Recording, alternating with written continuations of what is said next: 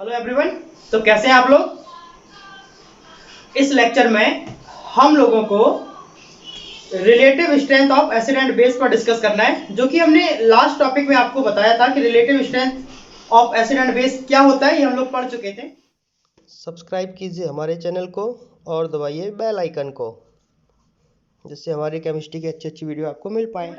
तो देखो, अब हम लोगों को रिलेटिव स्ट्रेंथ ऑफ बेस का डिस्कशन करना है। किसका? Relative strength of base. देखो, मान लेते हैं हमारे पास एक क्वेश्चन है NaOH, KOH, CaOH का होट वाइस और NH4OH। इसमें सबसे ज्यादा बेसिक कौन सा होगा, ये हमें बताना है। तो जैसा कि हम लोग जानते हैं NH4OH तो सबसे वीक है, ये हम लोग पहले भी पढ़ चुके हैं, और KOH सबसे ज्यादा स्ट्रांग है। तो यहां पर हम लोग इसके ऑर्डर की बात करेंगे, QH, फिर NaOH, फिर COH का होट वाइस, और सबसे कम क्या होगा? NH4OH। तो यहाँ पर डिसोसिएशन कांस्टेंट का फैक्टर काम कर रहा है कि कौन सा मॉलिक्यूल डिसोसिएट हो रहा है, और अगर 100% डिसोसिएट हो जा रहा है तो स्ट्रांग है, और 100% डिसोसिएट नहीं हो रहा है तो वीक है। तो यहाँ पर इसका डिसोसिएशन फैक्टर से हम लोग इसके बारे में डिस्कस कर सकते हैं। तो देखो, अब अगला क्वेश्चन हमारे पास है, मान लिया हमारे पास कंपाउंड है NaOH, NH3 और H2O। ठीक है, तो यहां पर अगर ध्यान से देखें, ये जो NaOH है, ये NaOH तो स्ट्रांग होगा, तो NaOH आपका क्या होगा? एक स्ट्रांग बेस। लेकिन हम इस NH3 और H2 पे कंपैरिजन करते हैं। देखो जरा, अब NH3 और H2 में क्या होगा? NH3 और H2O, हम दोनों के अगर स्ट्रक्चर की बात करते हैं तो इसके पास एक लोन पेयर होता है और इसके पास दो लोन पेयर होते हैं। NH3 एसिडिक को तो शो ही नहीं करता, वो तो बेसिक को शो करता है। तो यहां पर जो NH3 होगा वो H2O से ज्यादा बेसिक है। तो यहां पर सबसे ज्यादा बेसिक कौन है? NaOH, और सबसे कम आपका क्या है? H2O। नेक्स्ट हम लोग अगले क्वेश्चन की बात करेंगे। मान लिया हमारे पास अगला क्वेश्चन है, NH3 की बात की जाए, हाइड्रोजन की बात की जाए, हाइड्रोजन मतलब NH2 और NH2OH। मान लेते हैं ये हमारे पास तीन कंपाउंड है और इन तीनों कंपाउंड में हमें कंपैरिजन देखना है। तो यहाँ पर क्या है? NH3 तो स्ट्रॉन्ग बेस है और NH2OH सबसे कम। ये तो बहुत ही सिंपल क्वेश्चन थे। तो अगर हम लोग NH3 की बात करेंगे, NH3 आपका एक स्ट्रॉन्ग बेस है, उसके बाद आपका हाइड्रोजन, और सबसे कम आपका NH2OH।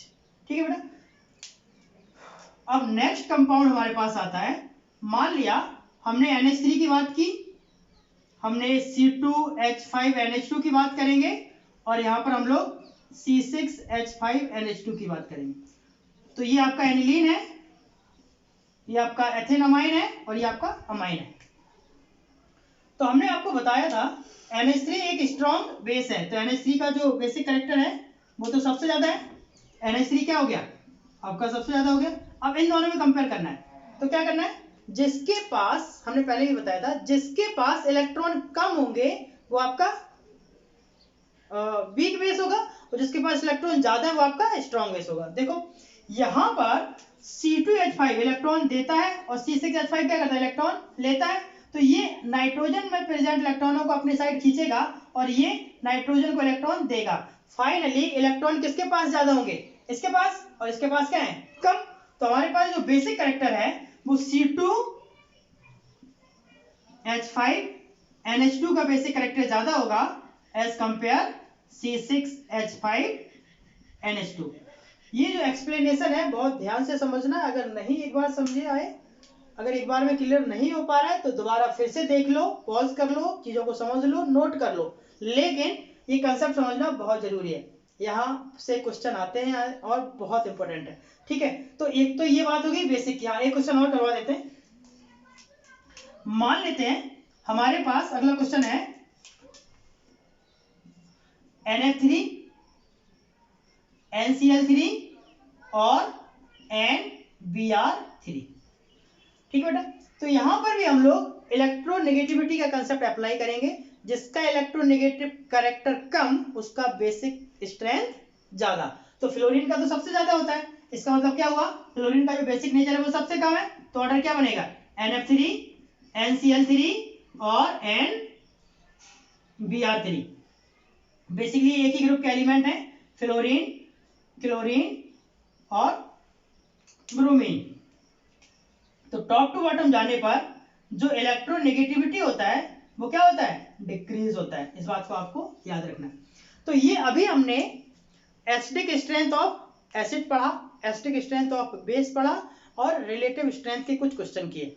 तो आज का लेक्चर बहुत इंपॉर्टेंट था, फटाफट इसका स्क्रीनशॉट ले लो। तो अब अगले लेक्चर में हम लोग आयनिक प्रोडक्ट ऑफ वाटर पर डिस्कशन करेंगे, फिर उसके बाद पीएच पढ़ेंगे और फिर पीएच का कंसेप्ट थोड़ा सा लेंदी है, वहाँ पर सॉल्ट हाइड्रोलिसिस को भी डिस्कस किया जाता है। तो ये सारी चीज़ें अभी हमें चैप्टर को पढ़ना है। अगला जो आने वाला टॉपिक है वो बहुत इंटरेस्टिंग है और इम्पोर्टेंट भी है, जो कि क्वेश्चन वहाँ से पूछे जाते हैं। फिलहाल आप लोग इसको नोट कर लें। हाँ, सारी चीज़ें समझ आ गई तो कमेंट्स बॉक्स में कमेंट्स जरूर कर देना। अगर कोई प्रॉब्लम्स है तो हमें स्पेशली पूछ लेना कि सर ये कैसे होगा, बता देंगे। तो अगले लेक्चर में हम लोग आयनिक प्रोडक्ट ऑफ वाटर के साथ मिलते हैं। चलो ओके बेटा, बाय।